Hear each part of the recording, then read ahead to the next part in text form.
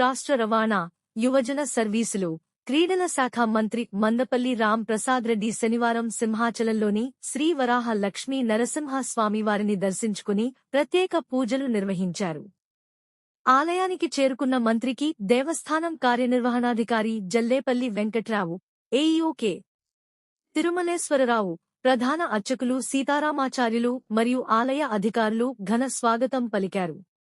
ముందుగా మంత్రి ఆలయంలోని మహిమాన్వితమైన కప్ప స్తంభాన్ని ఆలింగనం చేసుకుని, అనంతరం అంతరాలయంలో స్వామివారిని దర్శించుకుని ప్రత్యేక ప్రార్థనలు చేశారు. దర్శనానంతరం ఆలయ మండపంలో వేద పండితులు వేద మంత్రోచ్చారణలతో ఆశీర్వచనం అందజేశారు. తదనంతరం ఈవో జల్లేపల్లి వెంకట్రావు మంత్రిని శేషవస్త్రంతో సత్కరించి, స్వామివారి తీర్థ ప్రసాదాలతో పాటు జ్ఞాపికగా స్వామివారి చిత్రపటాన్ని అందజేశారు. ఈ కార్యక్రమంలో ఆలయ అధికారులు, అర్చకులు, సిబ్బంది పాల్గొన్నారు.